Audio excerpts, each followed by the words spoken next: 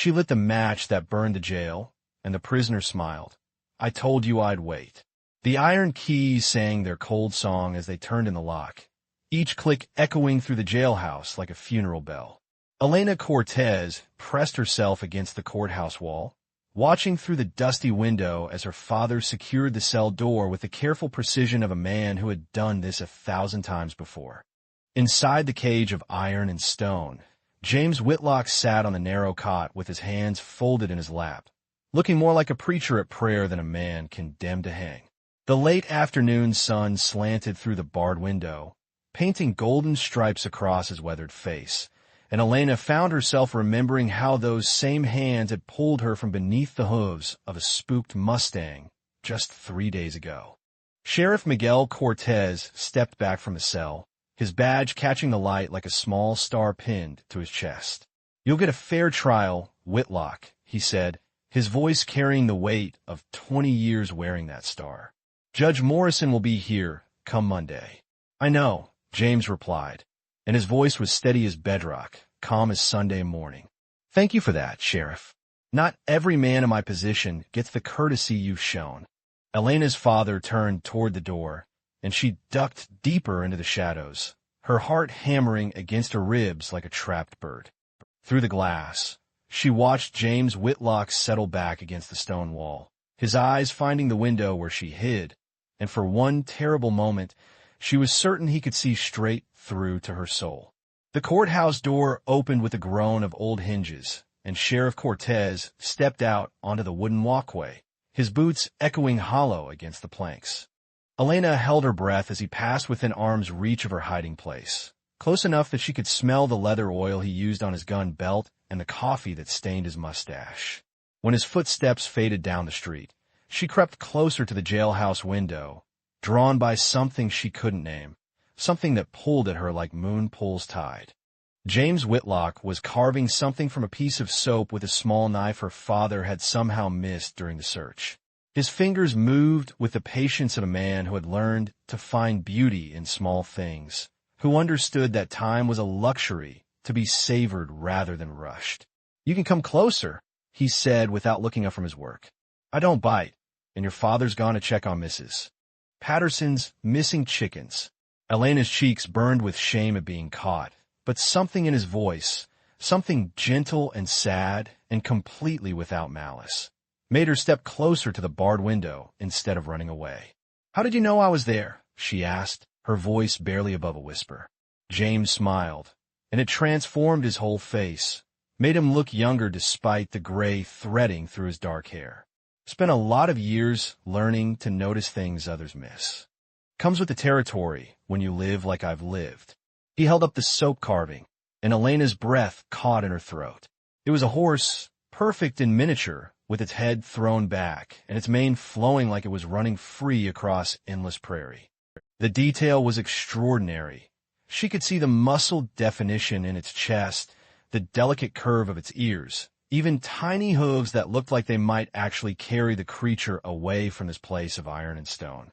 "For you," he said, extending it toward the bars.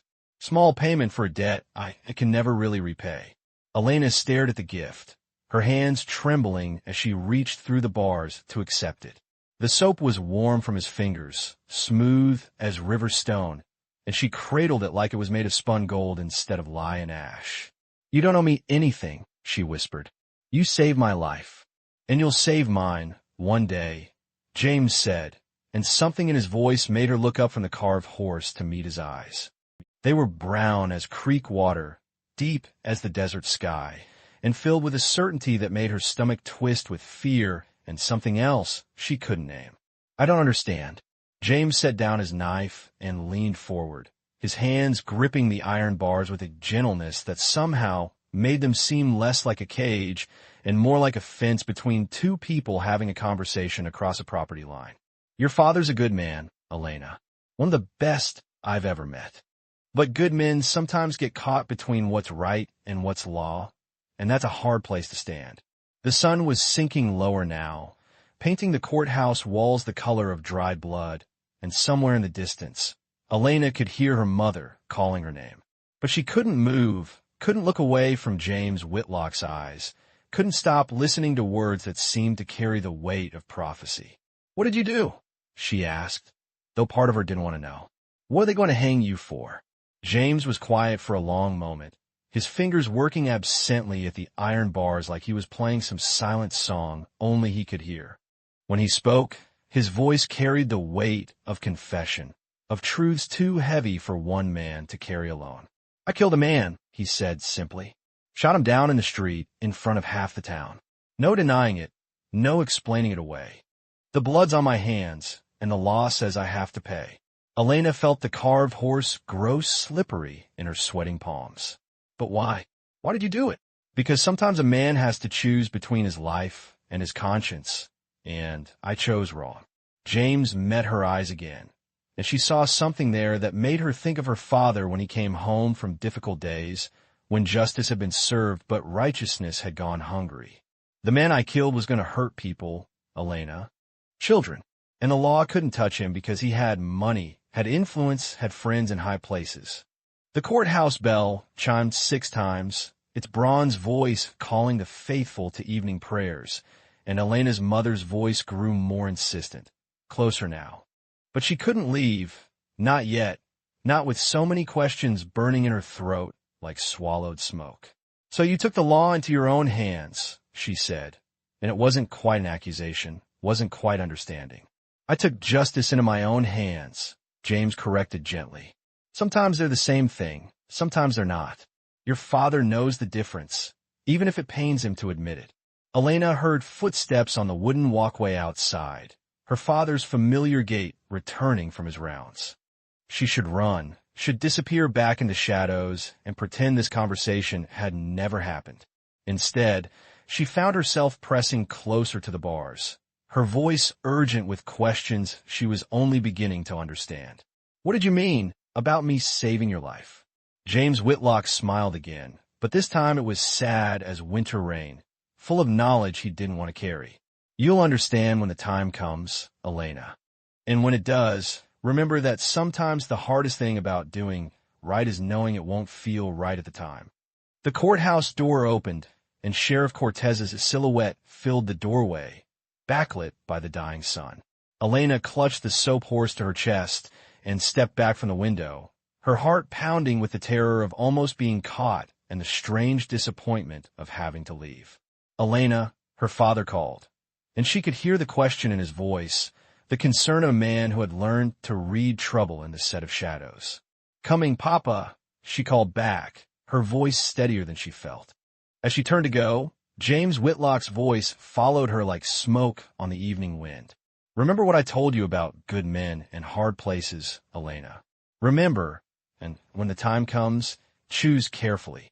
She ran then, her feet flying over the dusty ground toward her father's outstretched hand, toward the warmth of home and supper and the comfortable lies that made sleep possible. But even as she took her father's hand and walked with him toward their small house at the edge of town, she could feel James Whitlock's eyes on her back, could feel the weight of his promise settling into her bones like winter cold. That night, lying in her narrow bed with the soap horse clutched in her fist, Elena Cortez stared at the ceiling and wondered what it meant to choose between justice and law, between right and righteousness. And somewhere deep in her chest, in the place where certainties lived and died, she felt the first crack in the foundation of everything she'd been taught to believe about good and evil, about heroes and villains, about the weight that came with wearing a star or carrying the keys that locked men away from the light. Outside her window, the jailhouse stood silent in the darkness, holding its secrets and its prisoner, waiting for Monday morning and Judge Morrison's gavel to decide whether justice and law would walk hand in hand or stand on opposite sides of a gallows built from the town's hunger for righteous blood. The first loaf of bread disappeared from the kitchen counter on Thursday night, while her mother slept and her father walked his rounds through the quiet streets of Esperanza. Elena wrapped it in her shawl like a baby, her bare feet silent on the wooden floors as she slipped through the back door and into the desert darkness. The jailhouse sat at the edge of town like a stone monument to broken promises, its single barred window glowing yellow with lamplight. Elena had told herself she was only going to check on the prisoner, to make sure he hadn't taken ill or tried to harm himself like some men did when the weight of waiting grew too heavy. But the bread in her arms told a different story, spoke of needs she couldn't name and kindnesses she couldn't explain. James Whitlock was awake when she approached the window, sitting on his narrow cot with his back against the stone wall and his hands busy with another piece of soap. He looked up at the sound of her footsteps, and his face brightened like sunrise breaking over the mountains. "Elena," he said, and her name sounded different in his voice, softer somehow, like he was greeting a friend instead of the daughter of the man who'd locked him away. "Couldn't sleep? Thought you might be hungry," she whispered, unwrapping the bread and passing it through the bars in pieces small enough to fit. "Mama baked it for the church social, but there's plenty." James accepted the bread with hands that shook slightly, and Elena saw how thin he'd grown in just 4 days of jail food and worry. Her father was a fair man, but the town didn't pay much for feeding prisoners, and James had the hollow look of someone who'd known hunger long before these iron bars had claimed him. "Thank you," he said, tearing off a piece and chewing it slowly, his eyes closing like he was tasting something precious. "Your mother's a fine baker. This tastes like Sunday morning and kitchen windows full of light." Elena settled onto the ground beside the window, her back against the courthouse wall, and watched him eat. There was something careful in the way he handled the bread, something reverent, like he understood the gift it represented and didn't want to waste a single crumb. "Tell me about the man you killed," she said suddenly, the words escaping before she could stop them. James paused mid-bite, his eyes finding hers through the bars. "That's not a story for young ears, Elena." "I'm 16, she said, lifting her chin with a defiance that surprised them both. "Old enough to be married, old enough to understand that the world isn't as simple as Sunday sermons make it sound." For a long moment, James studied her face in the lamplight, and Elena felt like he was reading something written there in a language she didn't know she spoke. Finally, he set down the bread and leaned forward, his voice dropping to barely above a whisper. "His name was Marcus Brennan," James said, "son of the richest rancher in 3 counties, spoiled rotten since the day he drew breath. Had a taste for hurting things smaller and weaker than himself. Animals at first, then children when animals stopped being enough." Elena felt something cold settle in her stomach, like swallowing ice water on a winter morning. "What kind of hurting?" "The kind that leaves scars on the inside where no one can see them," James said, and his voice carried the weight of personal knowledge, of wounds that had never quite healed. "I found it with a little Mexican girl behind the cantina, maybe 8 years old, and she was bleeding and crying and begging him to stop." The bread turned to ash in Elena's mouth. She set it aside, her hands shaking with something that might have been rage, or might have been fear, or might have been the terrible understanding that monsters sometimes wore familiar faces. "So you shot him," she said. "I tried to stop him first," James corrected gently. "Try to talk sense into him, try to get him to leave the child be." But Marcus Brennan was drunk on power and privilege, drunk on the knowledge that his daddy's money could buy him out of any trouble he found himself in. James was quiet for a moment, his hands working at the soap carving with mechanical precision, his eyes fixed on something only he could see. "He laughed at me," Elena laughed, and said no one would believe the word of a drifter against the son of Jonathan Brennan. Said even if they did believe me, nothing would come of it, because his family owned half the judges in the territory. "And he was right," Elena whispered, understanding flooding through her like poison in her veins. "He was right," James agreed. "So I made a choice. Drew my gun and put a bullet through his heart right there in the middle of Main Street, with half the town watching. Made sure there were plenty of witnesses. Made sure no one could claim it didn't happen or try to cover it up." Elena pulled her knees to her chest, wrapping her arms around them like she could hold herself together through sheer will. "But now you're going to hang for it." "Maybe," James said, and there was a strange peace in his voice, like he'd made his bargain with death and found the terms acceptable. "But that little girl is safe, and Marcus Brennan will never hurt another child. Sometimes that's the best justice a man can hope for in this world." They sat in silence for a while, listening to the night sounds of the desert, Coyotes calling in the distance, the whisper of wind through sagebrush, the creak and settle of old wood adjusting to the cooling air.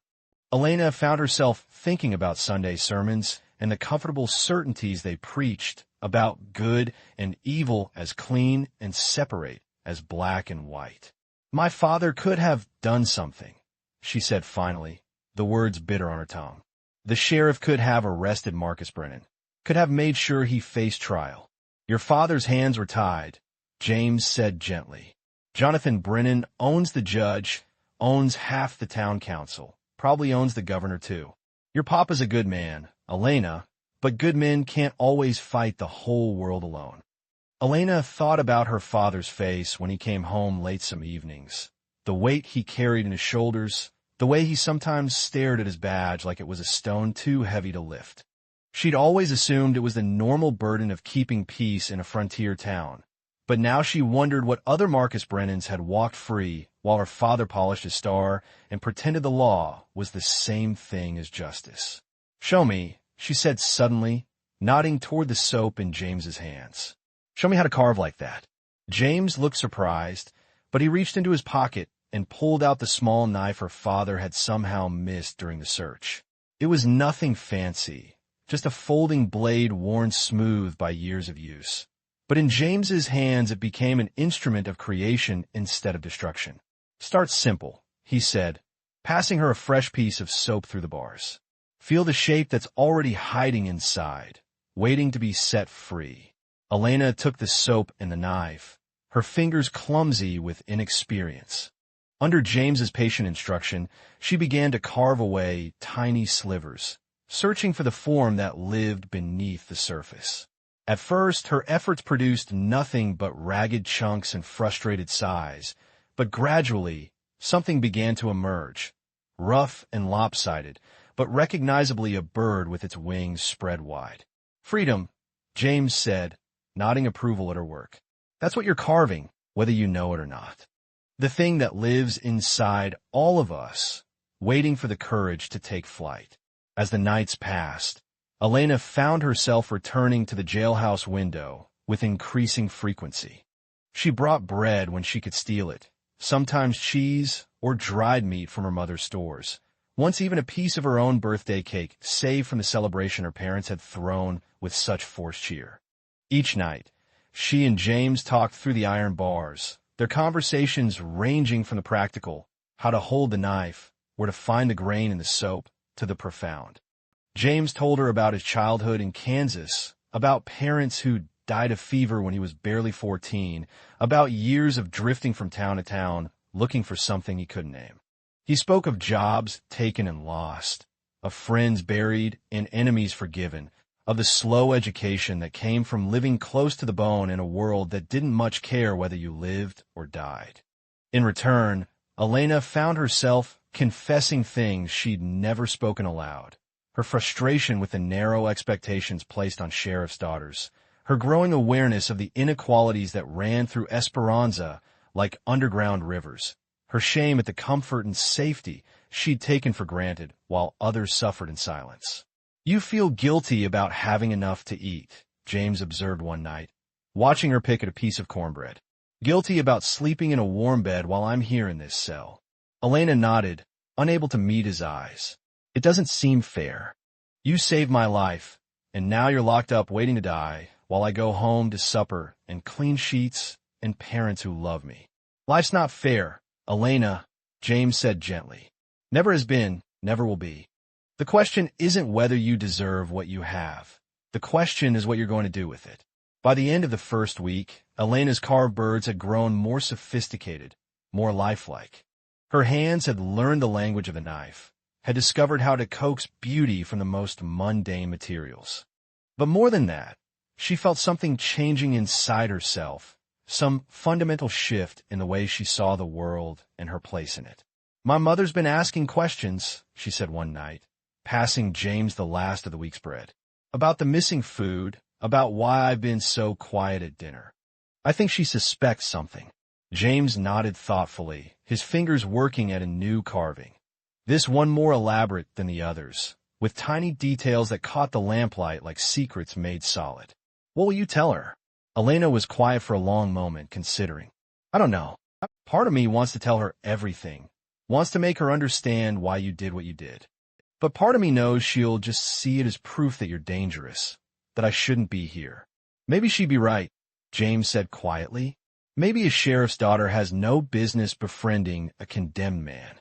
Maybe, Elena agreed. But maybe some friendships are worth the danger they bring.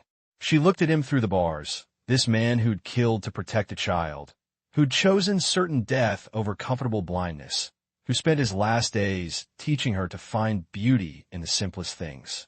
What you did was wrong, she said finally.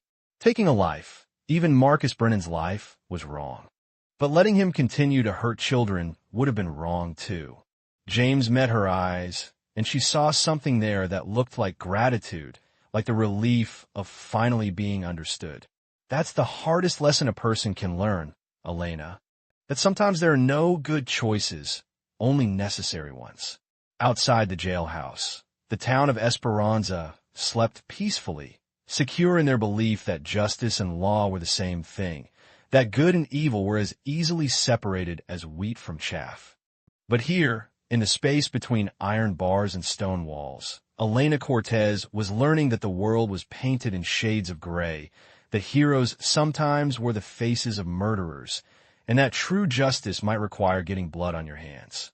As she walked home through the desert darkness, James's latest carving clutched in her palm, Elena felt the last of her childhood certainties crumble away like old mortar. In their place, something harder and more dangerous was taking root, the understanding that sometimes doing right meant breaking the law, and that mercy might require her to become something her parents wouldn't recognize. The sound of hammering filled the morning air like a death knell, each blow of the carpenter's mallet driving another nail into the gallows that would claim James Whitlock's life. Elena stood at her bedroom window, watching the men work with the methodical precision of those who had built such things before, their faces set in the grim satisfaction of righteous duty performed. Judge Morrison had arrived on the morning stage, a thin man with pale eyes and the kind of mouth that looked like it had never smiled at anything warmer than a well-executed hanging. The trial would begin tomorrow, though everyone in Esperanza already knew how it would end. James had confessed, after all. The witnesses were clear. Justice, they said, would finally be served. Elena's father sat at the kitchen table below, cleaning his gun with the same careful attention he gave to all his duties. But his hands shook as he worked, and Elena could see the weight pressing down on his shoulders like a yoke meant for oxen. Miguel Cortez was not a man who took pleasure in death, even when the law demanded it. Elena, her mother called from downstairs, "Come help with the washing. The judge will be dining with us tonight, and I want everything perfect."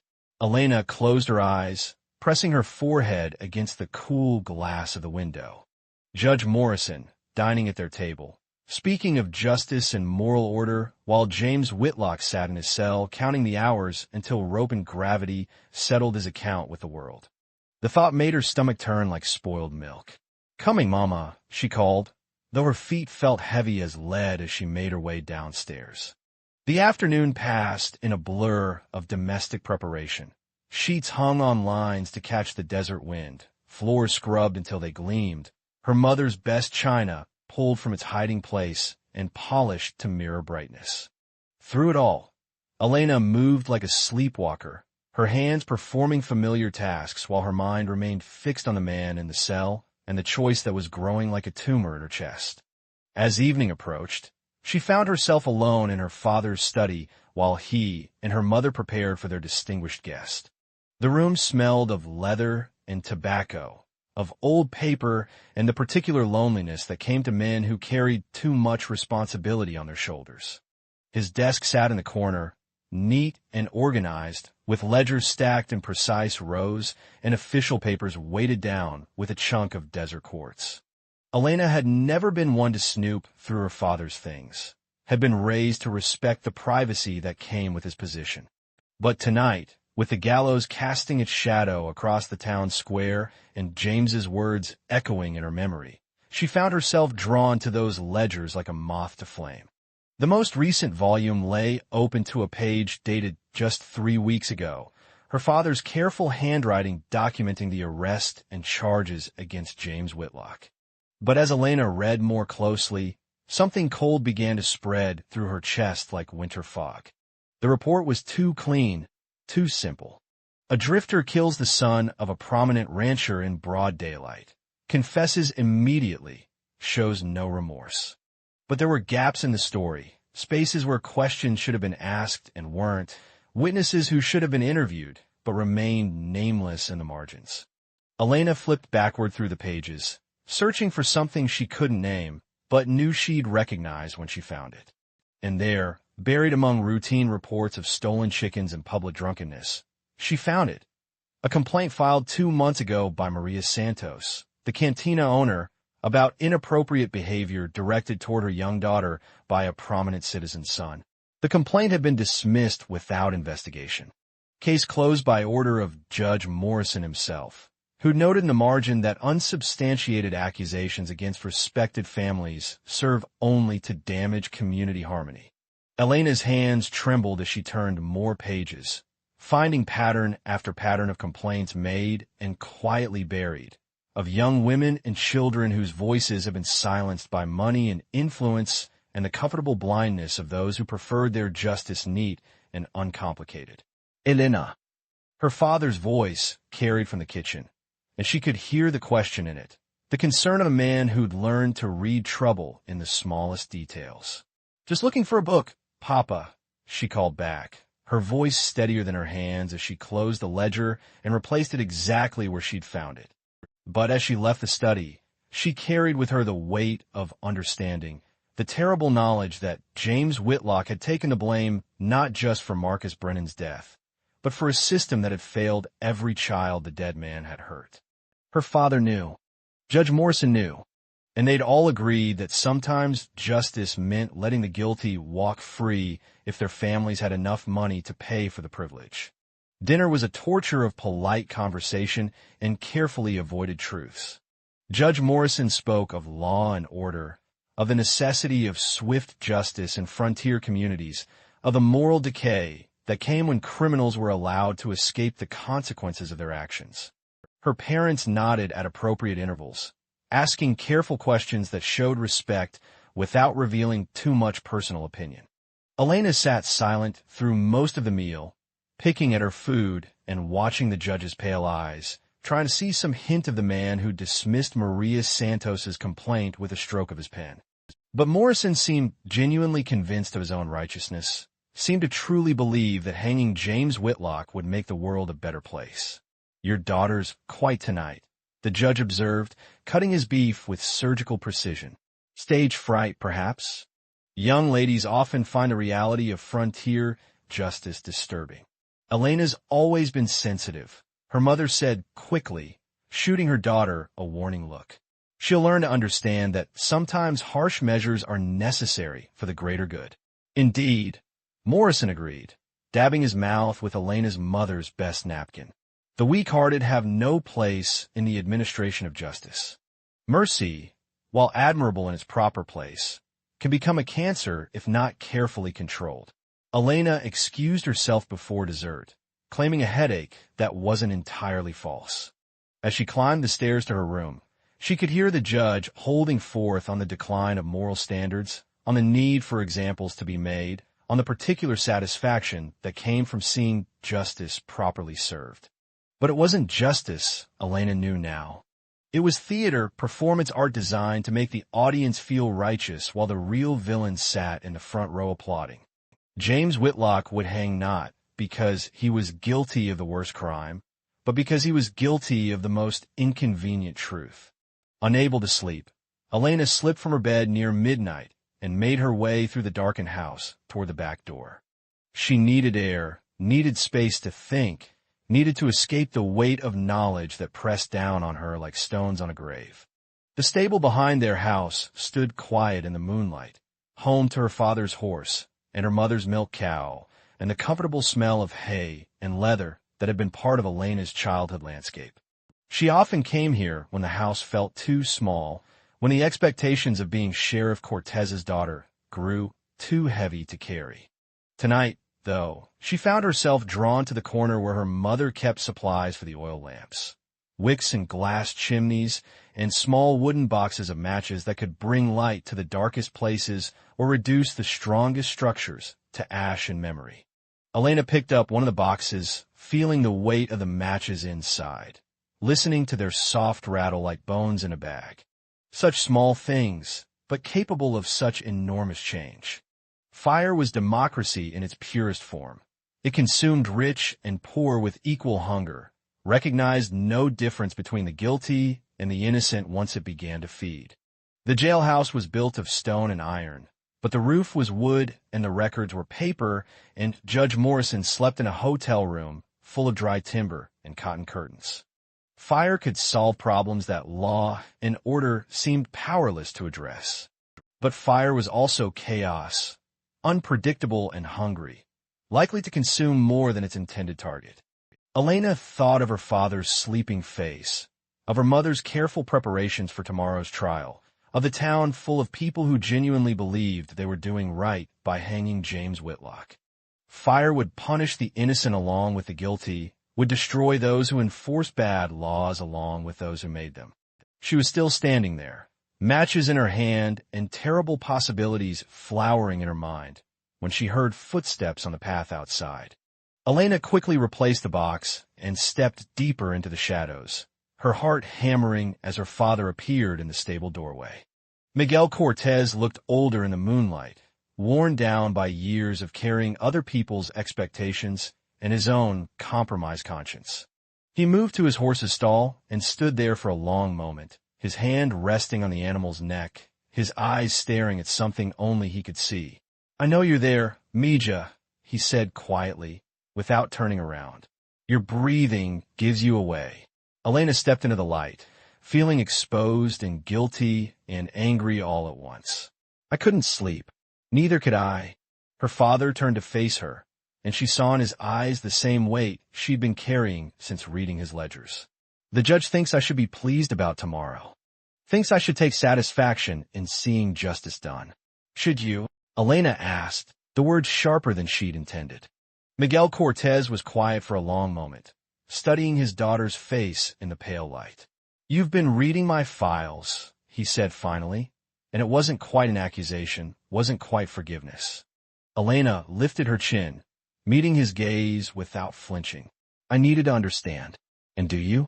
Do you understand why I arrested a man I knew was guilty of nothing worse than being braver than the rest of us?" The question hung between them, like smoke from a dying fire. Elena thought of James in his cell, carving beauty from soap while counting down the hours until death claimed him. She thought of Marcus Brennan's victims, silenced by money and influence, and a justice system that measured guilt by the weight of a man's purse rather than the darkness of his actions. "Understand that sometimes doing what's legal isn't the same as doing what's right," she said carefully. Her father nodded slowly, his weathered hands working at the leather of his gun belt. "James Whitlock is going to hang tomorrow, Elena.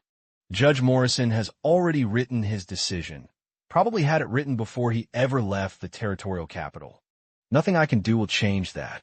But you could try," Elena said, and heard the desperation in her own voice.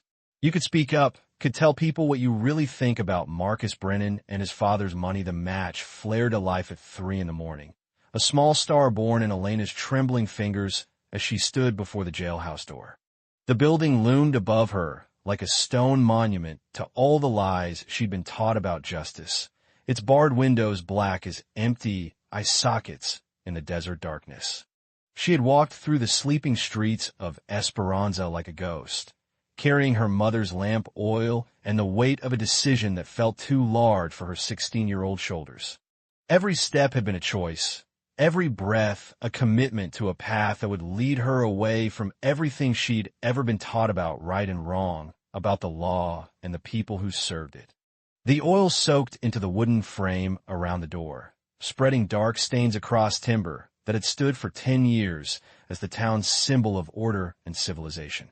Elena poured it carefully, methodically, the way her mother had taught her to prepare lamp wicks, with patience and attention to detail, because fire was too dangerous to handle carelessly. "Elena," James Whitlock's voice came soft through the barred window, and she looked up to see his face in the lamplight, calm as Sunday morning despite the circumstances. "You don't have to do this." "Yes, I do," she whispered back, her voice steady despite the tears that tracked down her cheeks like desert rain. "My father won't save you, and Judge Morrison won't listen to truth. But fire doesn't care about money or influence or family names." James was quiet for a moment, watching her work with the same patience he'd shown when teaching her to carve. "This will destroy you, Elena. Your father, your family, your place in this town. The fire will consume all of it." Elena struck the match against the stone wall, and the small flame danced in the space between them like a living thing hungry for purpose. "Then maybe it's time for all of it to burn." She touched the match to the oil-soaked wood, and flame bloomed like a flower opening to the sun. It spread quickly, climbing the doorframe and reaching for the dry timber of the roof with eager fingers.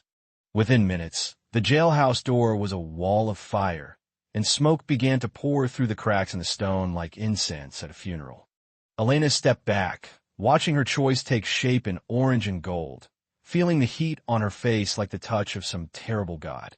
Behind her, she heard voices beginning to call from the direction of town, people waking to the smell of smoke, to the glow of fire against the night sky.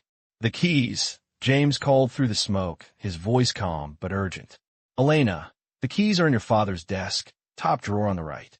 She ran then, her feet flying over the dusty ground toward the courthouse, toward the desk where her father kept the instruments of his compromised authority.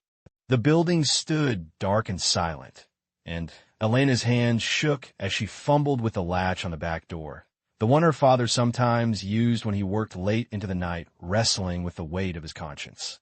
The keys lay exactly where James had said they would be, heavy iron things that sang their cold song as Elena lifted them from the drawer. As she turned to leave, her eyes fell on the ledgers she'd read the night before, on all those careful records of complaints ignored and justice deferred. Without thinking, she gathered them up, holding them against her chest like evidence of crimes that would never see trial. By the time she returned to the jailhouse, half the town had gathered in the street, bucket brigades forming with the mechanical efficiency of people who'd fought prairie fires before. Her father stood near the front of the crowd, his badge catching the firelight, his face a mask of professional concern that didn't quite hide the deeper emotions moving beneath.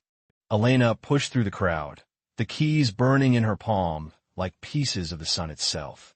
The jailhouse door was completely engulfed now, but the stone walls held firm, and she could see James still standing in his cell, waiting with the patience of a man who'd made his peace